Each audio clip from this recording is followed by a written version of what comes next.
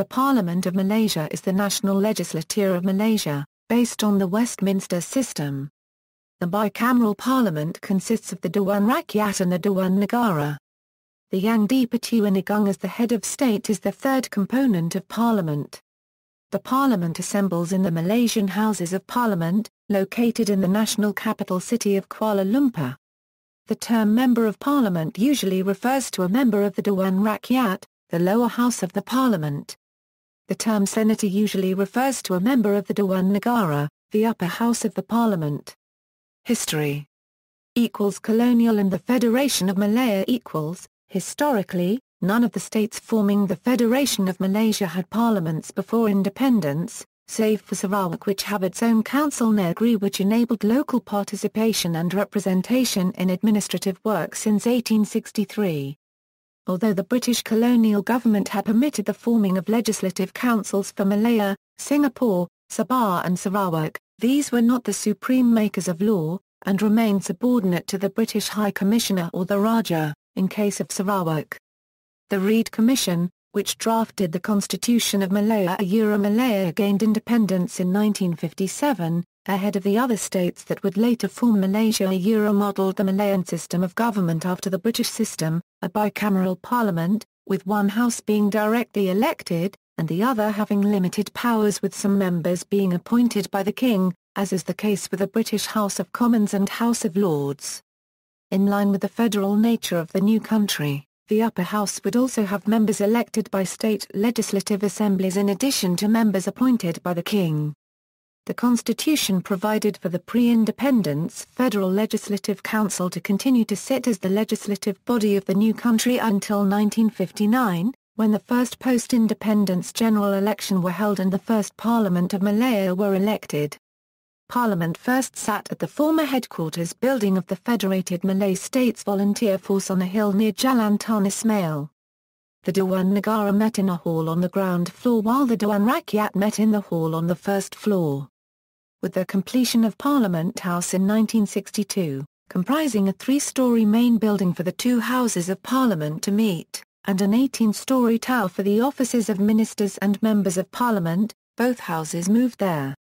Malaysia in 1963, when Malaya, Sabah, Sarawak and Singapore merged to form Malaysia, the Malayan Parliament was adopted for use as the Parliament of Malaysia.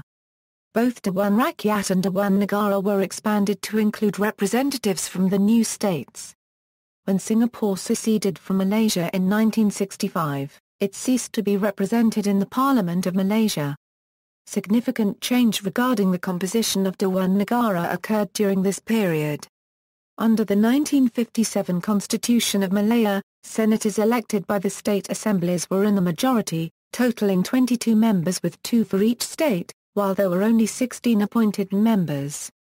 The 1963 Constitution of Malaysia retains the provision that each state sends 2 senators, but subsequent amendments gradually increased the number of appointed members to 40. Leaving state-elected members in the minority and effectively diminishing the state's representation in Dewan Negara. Parliament has been suspended only once in the history of Malaysia, in the aftermath of the 13th May race riots in 1969. From 1969 to 1971 when Parliament reconvened the nation was run by the National Operations Council. Debates in Parliament are broadcast on radio and television occasionally, such as during the tabling of a budget. Proposals from the opposition to broadcast all debates live have been repeatedly rejected by the government. In one instance, a minister said that the government was concerned over the poor conduct of the opposition as being inappropriate for broadcasting. The prohibitive cost was also cited as a reason. In 2006, Information Minister Zainuddin Maidin cited the controversy over speeches made at the United Malays National Organisation the leading party in the ruling Barisan Nasional Coalition annual General Assembly as a reason to avoid telecasting parliamentary debates. Zainuddin said that our society has not attained a mental maturity where it is insensitive to racial issues, citing the controversy over a delegate who said Malays would fight to the last drop of blood to defend the special provisions granted to them as Bumiputera under the Constitution. Composition and powers. As the ultimate legislative body in Malaysia, The Parliament is responsible for passing, amending and repealing acts of law. It is subordinate to the head of state, the Yang di-Pertuan Agong, under Article 39 of the Constitution. The Dewan Rakyat consists of 222 members of parliament elected from single-member constituencies drawn based on population in a general election using the first-past-the-post system. A general election is held every 5 years or when parliament is dissolved by the Yang di-Pertuan Agong on the advice of the Prime Minister. Suffrage is given to registered voters 21 years and above, however voting is not compulsory. The age requirement to stand for election is 21 years and above. When a member of parliament dies, resigns or become disqualified to hold a seat, a by-election is held in his constituency unless the tenure for the current parliament is less than 2 years, where the seat is simply left vacant until the next general election. The Dewan Negara consists of 70 members. 26 are elected by the 13 state assemblies, 4 are appointed by the Yang di-Pertuan Agong to represent the 3 federal territories. The rest 40 members are appointed by the Yang di-Pertuan Agong on the advice of the Prime Minister. Senators must be 30 years or above, and are appointed to a 3-year term for a maximum of 2 terms. The dissolution of the Parliament does not affect the Dewan Negara. Members of Parliament are permitted to speak on any subject without fear of censure outside Parliament. The only body that can censure an MP is the House Committee of Privileges. Parliamentary immunity takes effect from the moment a Member of Parliament is sworn in, and only applies when that member has the floor. It does not apply to statements made outside the House. An exception to this rule are portions of the Constitution related to the social contract, such as the articles governing citizenship, Bumiputera priorities, the Malay language, etc. All public questioning of these provisions is illegal under the 1971 amendments to the Sedition Act, which Parliament passed in the wake of the 1969 May 13 race riots. Members of Parliament are also forbidden from criticising the Yang di-Pertuan Agong and judges. Parliamentary immunity and other such privileges are set out by Article 63 of the Constitution. As such, the specific exceptions to such immunity had to be included in the Constitution by amendment after the 13th May incident. The executive government, comprising the Prime Minister and his cabinet, is drawn from the members of Parliament and is responsible to the Parliament. The Yang di-Pertuan Agong appoints the Prime Minister, who is the head of government but constitutionally subordinate to His Royal Highness, from the Dewan Rakyat. In practice, the Prime Minister shall be the one who commands the confidence of the majority of the Dewan Rakyat. The Prime Minister then submits a list containing the names of members of his cabinet, who will then be appointed as ministers by the Yang di-Pertuan Agong. Members of the cabinet must also be members of Parliament, usually from the Dewan Rakyat. The cabinet formulates government policy and drafts bills, meeting in private. The members must accept collective responsibility for the decisions the cabinet makes, even if some members disagree with it. If they do not wish to be held responsible for cabinet decisions, they must resign. Although the Constitution makes no provision for it, there is also a Deputy Prime Minister, who is the de facto successor of the Prime Minister should he die, resign or be otherwise incapacitated. If the Prime Minister loses the confidence of the Dewan Rakyat, whether by losing a no-confidence vote or by failing to pass a budget, he must either submit his resignation to the Yang di-Pertuan Agong, or ask His Royal Highness to dissolve the Parliament. If His Royal Highness refuses to dissolve the Parliament, the Cabinet must resign and the Yang di-Pertuan Agong will appoint a new Prime Minister. Although the judiciary is constitutionally an independent branch of the government, after the 1988 constitutional crisis, the judiciary was made subject to Parliament. Judicial powers are held by Parliament, and vested by it in the courts, instead of being directly held by the judiciary as before. The Attorney General was also conferred the power to instruct the courts on what cases to hear, where they would be heard, and whether to discontinue a particular case. After the general elections in 2008, Wan Wan Ismail, leader of the People's Justice Party and wife of former Deputy Prime Minister Anwar Ibrahim, became the leader of the opposition. She is the first female in Malaysian history to have held this position. Wan is described as the brains behind the coalition of her own party, the leftist Democratic Action Party and the religion-based Pan-Malaysian Islamic Party. Procedure: Parliament meets from Monday to Thursday when it is in session, as Friday is part of the weekend in the states of Johor, Kelantan, Kedah, and Perlis. A proposed act of law begins its life when a particular government minister or ministry prepares a first draft with the assistance of the Attorney General's Department. The draft, known as a bill, is then discussed by the Cabinet. If it is agreed to be submitted to Parliament, the bill is distributed to all MPs. It then goes through 3 readings before the Dewan Rakyat. The first reading is where the minister or his deputy submits it to Parliament. At the second reading, the bill is discussed and debated by MPs. Until the mid-1970s, both English and Malay were used for debates, but henceforth, only Malay was permitted, unless permission was obtained from the Speaker of the House. At the third reading, the minister or his deputy formally submit it to a vote for approval. A 2/3 majority is usually required to pass the bill, but in certain cases, a simple majority suffices. Should the bill pass, it is sent to the Dewan Negara, where the 3 readings are carried out again. The Dewan Negara may choose not to pass the bill, but this only delays its passage by a month, or in some cases, a year. Once this period expires, the bill is considered to have been passed by the House. If the bill passes, it is presented to the Yang di-Pertuan Agong, who has 30 days to consider the bill. Should he disagree with it, he returns it to Parliament with a list of suggested amendments. Parliament must then reconsider the bill and its proposed amendments and return it to the Yang di-Pertuan Agong within 30 days if they pass it again. The Yang di-Pertuan Agong then has another 30 days to give the royal assent. Otherwise, it passes into law. The law does not take effect until it is published in the Government Gazette. The government attempts to maintain top secrecy regarding bills debated.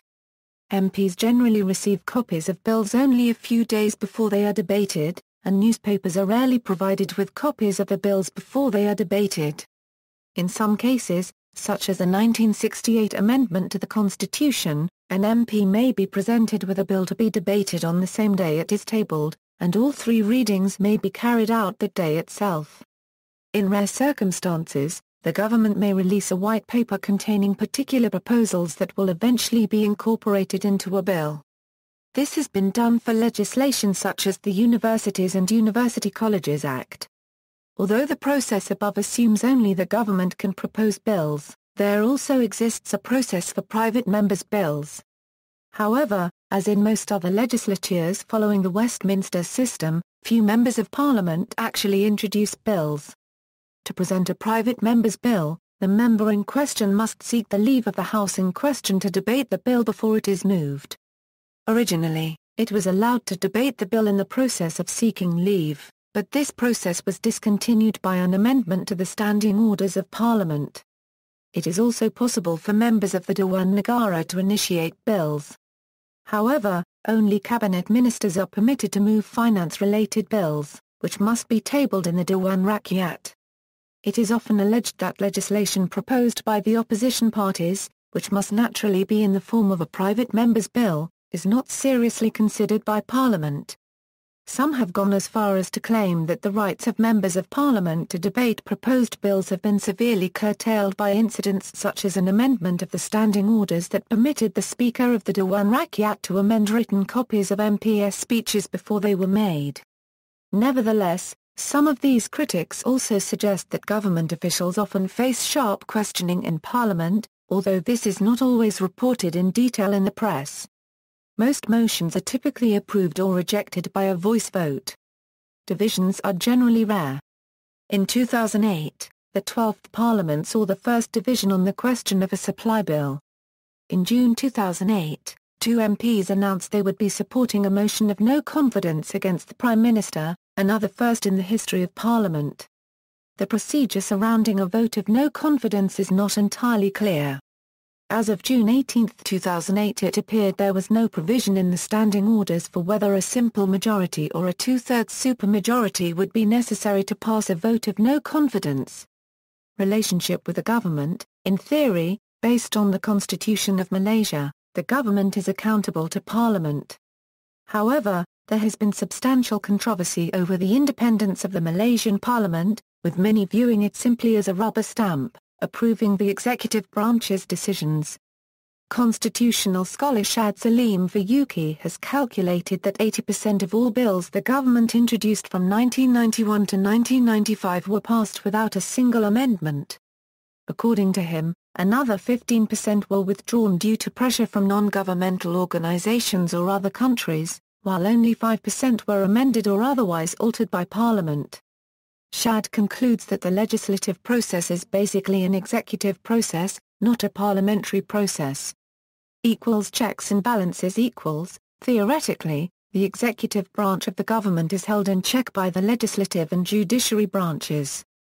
Parliament largely exerts control on the government through question time, where MPs question members of the cabinet on government policy, and through select committees that are formed to look into a particular issue. Formally, Parliament exercises control over legislation and financial affairs. However, the legislature has been condemned as having a tendency to confer wide powers on ministers to enact delegated legislation, and a substantial portion of the government's revenue is not under Parliament's purview. Government-linked companies, such as Petronas, are generally not accountable to Parliament. In his 1970 book The Malay Dilemma, future Prime Minister Mahathir Mohamad stated, "In the main, parliamentary sittings were regarded as a pleasant formality which afforded members opportunities to be heard and quoted, but which would have absolutely no effect on the course of the government. The sittings were a concession to a superfluous democratic practice. Its main value lay in the opportunity to flaunt government strength." Critics have regarded Parliament as a safe outlet for the grievances of backbenchers or opposition members, and meant largely to endorse government or ruling party proposals rather than act as a check on them. Party loyalty is strictly enforced by the Barisan Nasional coalition government, which has controlled Parliament since independence. Those who have voted against the frontbench position, such as Shahrir Abdul Samad, have generally been severely reprimanded.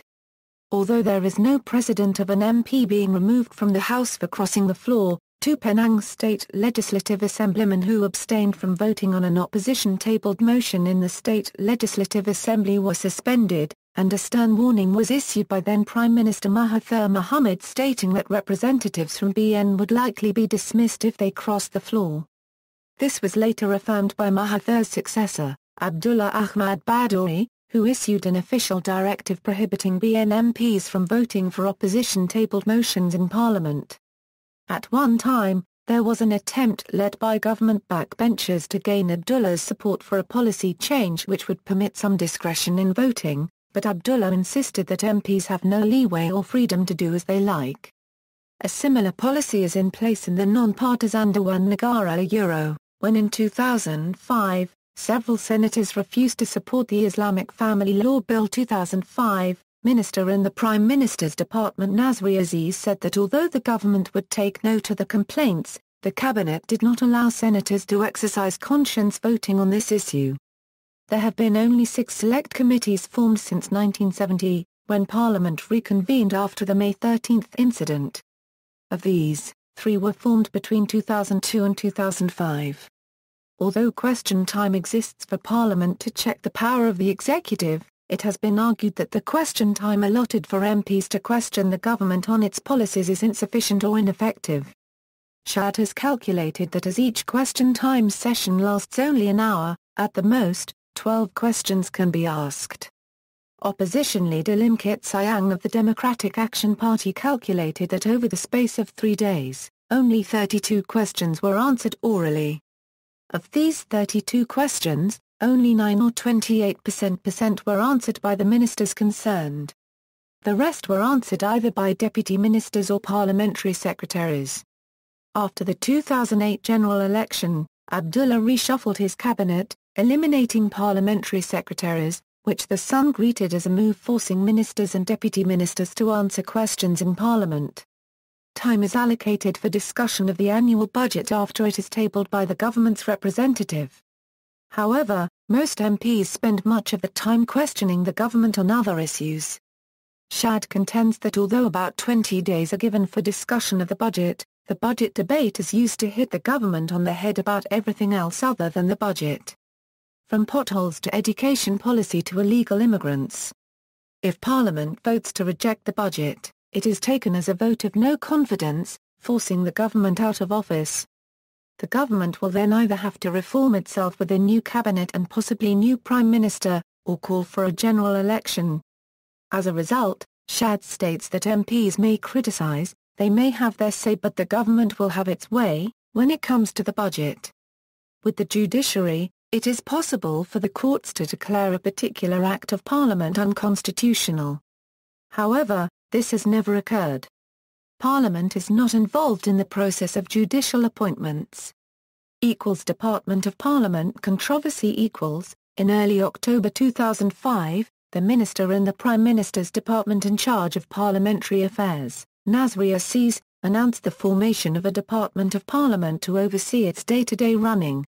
The leader of the opposition, Lim Kit Siang, immediately announced a Save Parliament campaign to ensure that Parliament does not become a victim in the second most serious assault on the doctrine of separation of powers in the 48-year history of the nation. Nazri soon backed down, saying he had meant an office and not Department of Parliament.